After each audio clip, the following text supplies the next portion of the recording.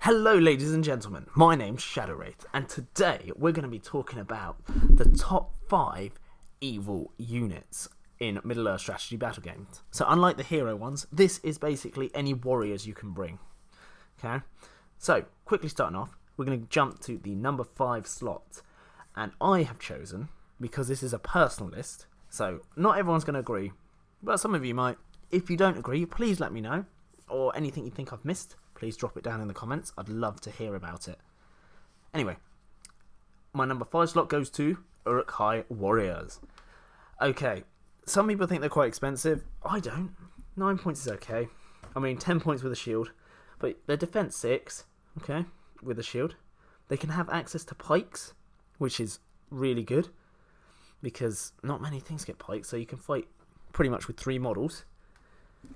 Yeah, you can sit on objective and fight with 3 models if you want. They're fight 4, which is actually pretty good, because if you're going against things like Gondor or Rohan or anything like that, they're mainly fight 3. Mainly, obviously they've got busts and things like that, but just having fight 4 stock is really good, because you come par with a lot of things if you go against something slightly more elite. They're strength 4, so they're really killy.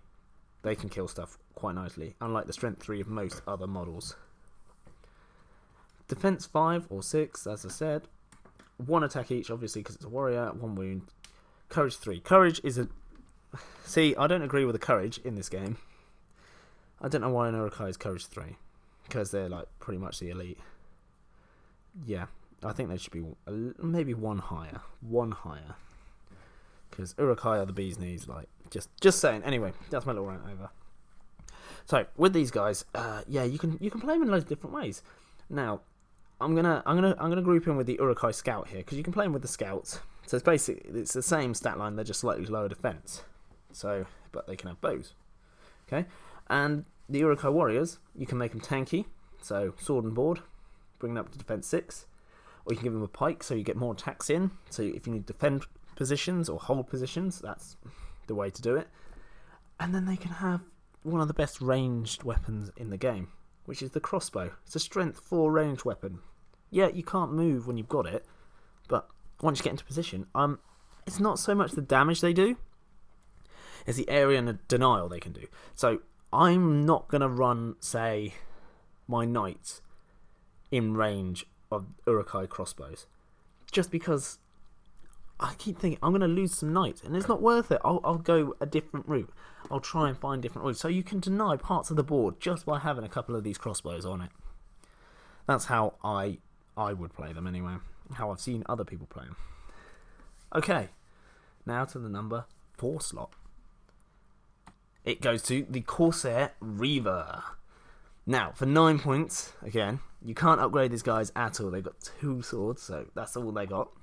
Okay, you get a fight 4 unit. Strength 3, which is not so good, but don't worry about that, we'll get to that. 2 attacks, which is fantastic. 1 wound, courage 4. I mean, you don't really need to worry about their courage, because they've got a special rule called mindless killers. Basically, it is essentially a courage test that you have to take. Okay? If you have a Corsair bosun near them, they automatically pass it. Okay? So, they're fine. But if they don't, you have to roll a courage test. If you fail the courage test, you must charge the nearest enemy model. Okay? If there are no enemy models in charge range, then you must then charge the nearest friendly model, and that's when it gets a bit messy. But if you play them right, I mean, I've never had my Corsair Reavers go nuts and kill my own dudes. It hasn't happened. I'm usually close enough to the enemy if the bosun dies, or yeah, there's usually no reason for them to kill my own dudes. They then ignore all courage tests for charging terror-causing models, because they've gone insane, basically. And they get +1 to wound rolls. Yeah. With 2 attacks at fight 4, they get +1 to wound rolls. So, you're outfighting bog standard troops, usually, but with double the attacks that most of them get.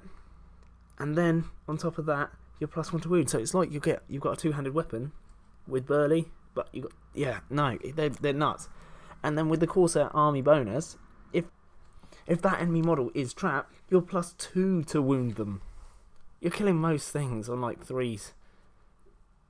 It's absolutely bonkers. You can go up to the hardest thing in the game and be like, I don't need more than a 4 to wound you ever. It's I love them. They've killed so much stuff for me. They've killed Sauron, they've killed a Mummock, they've killed a Balrog, they've killed, oh, you name it, they've killed it. Every game I've had anything competitive they've killed the big thing. They are so good. Anyway, as you can tell, I love Corsairs. Now, moving on to the number 3 slot.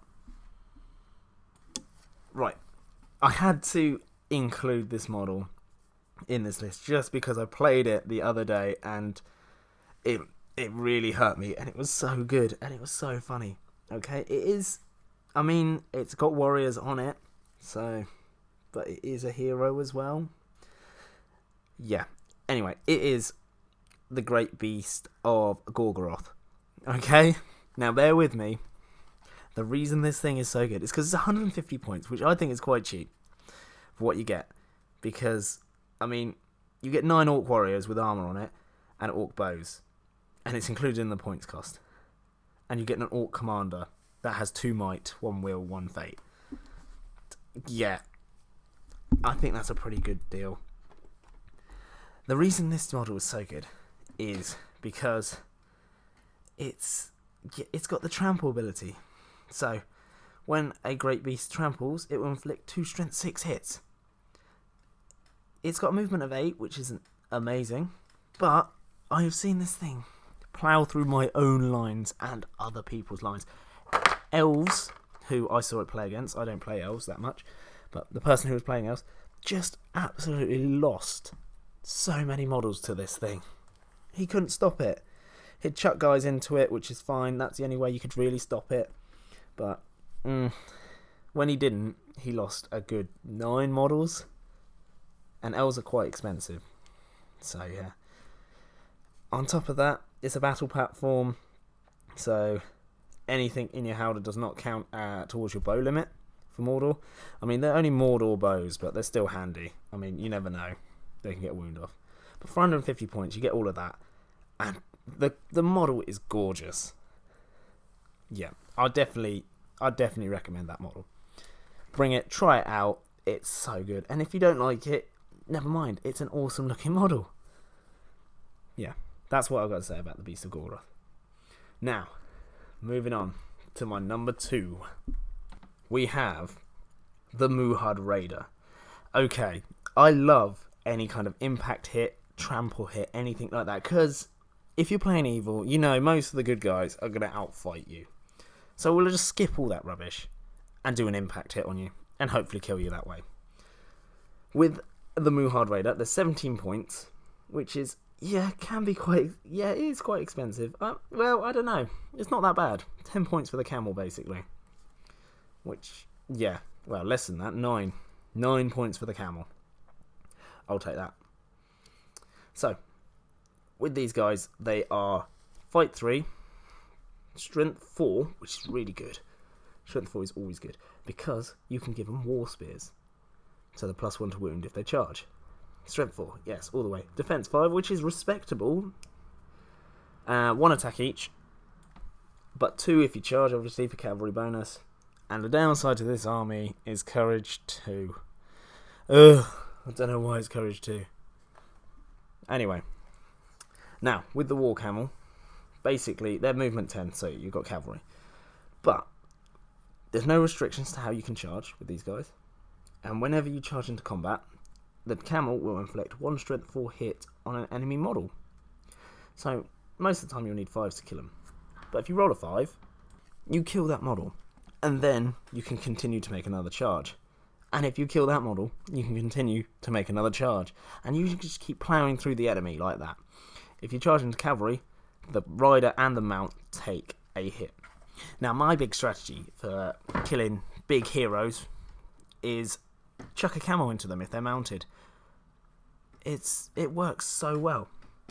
Like King Elisar, I chucked a normal camel into him. First of all, killed his mount.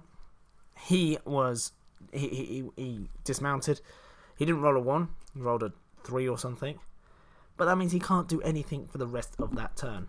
And that's when my Muhard King went into him, and a couple of half trolls, just to see if I can pinch him down. And, I mean, he didn't roll a 6 in the dual roll.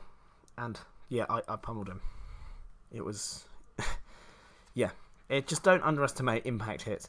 If you're going against a fully mounted Rohan list, which I have done against, they just have a field day, just knocking everyone off their horse. I don't even care about the riders that much. Just knocking everyone off their horse. It's fantastic. No other feeling in the world like it. It's so good. Anyway, that brings us to our number 1. Morgul Knights. Now, Morgul Knights are absolutely amazing. 18 points, right? And you've got a heavy armoured guy with a sword, a lance, a shield, and an armoured horse. Not just a normal 10-point like chaff horse, an armoured horse. At fight 4, which is, I mean, I always go on about fight 4, it is crazy good. Seriously, don't underestimate fight 4. They're only strength 3, but that doesn't matter, because they got a lance. The defense 6, which is fantastic. 1 attack, 1 wound, courage 4. The reason these are my number 1 is because you can use quite a lot of them. They're only 18 points. They cause terror. Now, if you're going against good versus evil, it's not as effective, because good usually have quite high courage, but sometimes they fail. Everyone fails courage sometimes. But it's, if you don't win priority and you fail the heroic, heroic move roll off or anything like that, you have that extra layer of they might not charge me. They have to pass a courage test to then charge me. And if they fail that courage test, you then can still charge with your cavalry. They're tough, and they're quick, and they're just a nice all-round solid cavalry that can kill stuff and take a punch as well. Obviously they're my number 1. I'd highly recommend them to anyone who is running any kind of Mordor list. Even if you're bringing Easterlings, which is how I use them. I bring Easterlings, and I don't bring Cataphracts. Cataphracts are good, don't get me wrong. They're very, they're not shock cavalry, okay? They're heavy cavalry. They stick around. They can hold objectives. But Morgul Knights, I use as shock cavalry to get in, charge in, and actually kill stuff. That's my list, okay? If you think I've missed anything out, please let me know. And yeah, if you think it's a good list, let me know as well. I'd love to hear what you think. That's the main thing. I want to hear what you think. Thank you so much for listening, and I hope you have a fantastic day. Goodbye.